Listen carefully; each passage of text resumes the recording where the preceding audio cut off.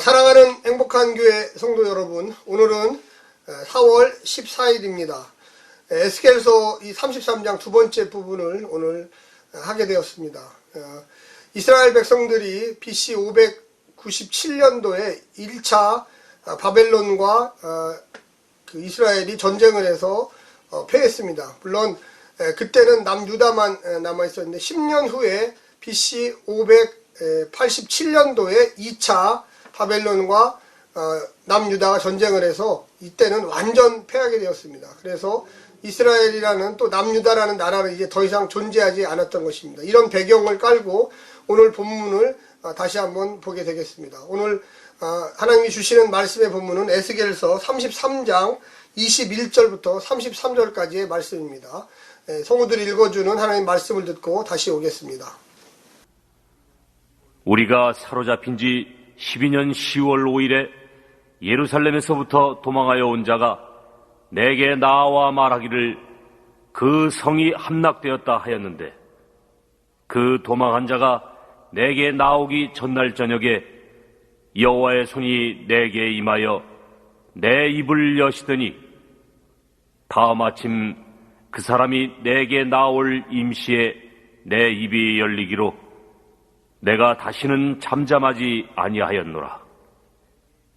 여호와의 말씀이 내게 임하여 가라사대, 인자야, 이 이스라엘 황무한 땅에 거한 자들이 말하여 이르기를 아브라함은 오직 한 사람이라도 이 땅을 기업으로 얻었나니 우리가 죽다 한즉 더욱 이 땅으로 우리에게 기업으로 주신 것이 되느니라 하는도다. 그러므로 너는 그들에게 이르기를 주 여호와의 말씀에 너희가 피 있는 고기를 먹으며 너희 우상들에게 눈을 들며 피를 흘리니 그 땅이 너희의 기업이 될까 보냐. 너희가 칼을 믿어 가증한 일을 행하며 각기 이웃의 아내를 더럽히니 그 땅이 너희의 기업이 될까 보냐 하고, 너는 그들에게 또 이르기를 주 여호와의 말씀에 내가 나의 삶을 두고 맹세하노니 황무지에 있는 자는 칼에 엎드러뜨리고 들에 있는 자는 들짐승에게 부쳐 먹게 하고 산성과 굴에 있는 자는 온역에 죽게 하리라. 내가 그 땅으로 황무지와 놀라움이 되게 하고 그 권능의 교만을 그치게 하리니 이스라엘의 산들이 황무하여 지나갈 사람이 없으리라. 내가 그들의 행한 모든 가증한 일로 인하여 그 땅으로 황무지와 놀라움이 되게 하면 그때에 그들이 나를 여호와인 줄 알리라 하라.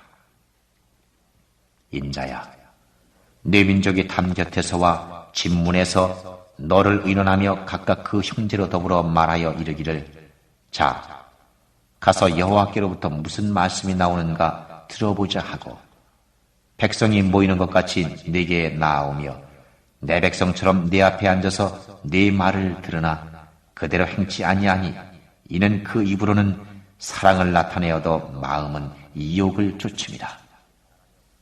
그들이 너를 음악을 잘하며 고운 음성으로 사랑의 노래를 하는 자같이 여겼나니 네 말을 듣고도 준행치 아니하거니와 그 말이 응하리니 응할 때에는 그들이 한 선지자가 자기 가운데 있었던 줄을 아니라.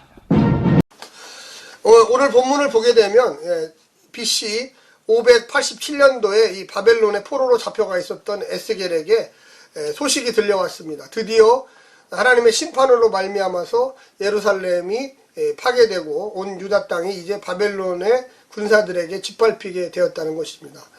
우리가 오늘 본문에서 볼 수 있었던 내용 중에 하나는 뭐냐면, 그 10년 동안 BC 597년부터 BC 587년까지 10년 동안 1차 바벨론과의 전쟁에서 패하고 사람들이 많이 포로로 잡혀갔습니다. 그때 이 에스겔도 역시 포로로 잡혀갔죠. 그런데 그 남아있던 사람들의 이 심판에 대해서 이야기합니다. 그들은 하나님의 심판을 보고도 또 회개하지 않았습니다. 그들은 더 악하게 되었습니다. 그들은 남아있는 이 땅들의 주인이 되었다고 사실 좋아했습니다.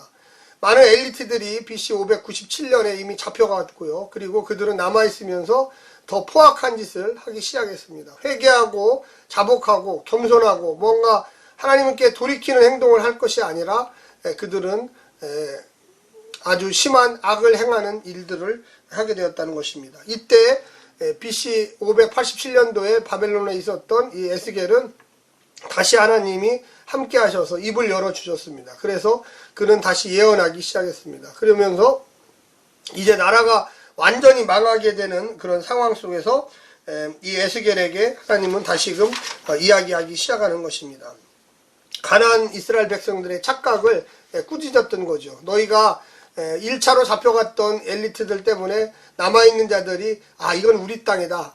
아브라함 하나에게 가나안 땅을 주셨던 주님을 기억해보자. 뭐 이런 식의 위안을 삼으면서 자기들은 남아있었기 때문에 그나마 하나님이 도우심을 입었다. 하나님은 이스라엘 백성을 사랑하시기 때문에 이 유대 땅에 계신다. 이런 착각 속에서 살고 있었던 것입니다. 자기들은 화를 면했기 때문에 좋아하고 즐거워하고 이 남아있는 땅들을 다 우리 거다. 하나님이 우리를 복주시고 저 바벨론에 잡아간 사람들은 심판을 당했고 하나님이 악을 쏟아부어서 그들을 심판하신 거다. 이렇게 생각했던 것입니다. 바로 이것이 착각이죠. 하나님은 바벨론에서도 하나님이시고 유다 땅에서도 하나님이십니다. 우리가 남의 불행을 보고서 깨닫고 회개하고 또 남의 불행이 과연 어떤 것인가 고민해야 하고 이렇게 해야 되는데 남의 불행을 보고 좋아하고 기뻐하고 나는 착한 사람이니까 이런 착각을 가지고 살면은 안 됩니다. 특별히 신앙인은 더욱더 그렇습니다. 이 시대의 악함, 이 시대가 어디로 가고 있는가를 우리가 생각해 본다면 더욱 그런 일들을 하면 안 되는 것입니다. 성령님이 이끄는데 순종하면서 주님 내가 여기 있습니다 라고 고백하며 우리의 이웃들을 돌봐야 되지 않겠습니다? 그 다음에 하나님의 기업을 받을 자가 없다. 이렇게 이야기합니다.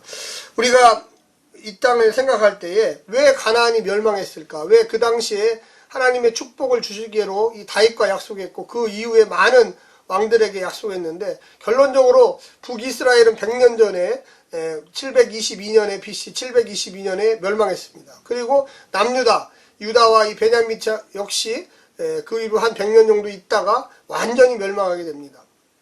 결론은 하나님의 말씀의 언약에 충실하지 않았기 때문에 그렇습니다. 겉으로는 입으로는 하나님의 말씀에 순종하겠다, 하나님의 말씀을 예배한다 하는데 사실 마음은 아무런 감흥이 없었고 그리고 계속 이 예언자들이 나타나서 하나님의 말씀을 전하고 회개하라고 해도 하는 척만 했지 실질적으로 변하지 않았습니다. 역시 마찬가지로 오늘날도 그렇습니다. 우리가 이렇게 풍요로운 세상을 살 때에 하나님을 기억해야 합니다. 진심으로 기억해야 합니다. 우리의 삶에 이 복 주시는 분, 지난 5000년 역사 중에 우리 한국 땅에 한반도에 이렇게 많은 풍요를 주신 적은 없습니다. 그리고 지금도 남북한이 갈라져 있지만 그럼에도 불구하고 세계 10대 강국으로 이 남쪽에는 평화를 얻었습니다.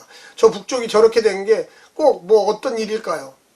38선만 넘으면 공산주의입니다. 자유가 없어요. 또 배고프고 피곤하고 억눌리고 폭력적입니다.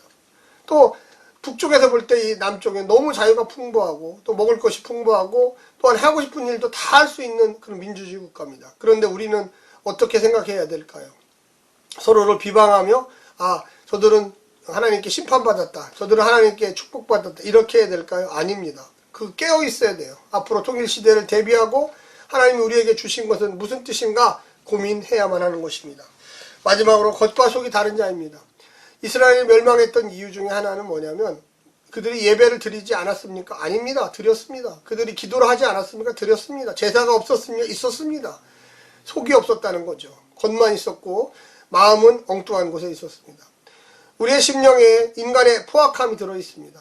우리의 마음을 늘 회개하지 아니하고 하나님께 나올 수 없습니다. 늘 겸손한 자세, 낮아진 자세, 주님의 명령에 순종하는 자세가 아니라면 늘 이스라엘 백성들과 같이 이렇게 두 번에 걸쳐서 큰 외국의 침략을 받았는데도 깨닫지 못하면서 잡혀간 사람들은 하나님 저주한 사람들이고 남아있는 사람들은 그나마 하나님이 인도했다라고 하는 착각을 가지고 살아가는 것입니다.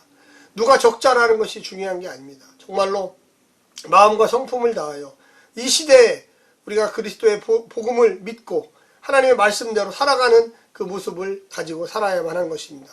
사랑하는 행복한 교회 성도 여러분, 오늘도 승리하시고 겉과 속이 일치하는 사람, 하나님의 말씀대로 살려고 노력하는 사람, 항상 내가 잘나서 여기까지 왔다는 게 아니라 하나님의 은혜로 왔다고 고백하며 우리의 이웃들을 정말로 부드러운 시선으로 돌아볼 수 있는 믿음의 사람들 되시기를 간절히 부탁합니다. 샬롬.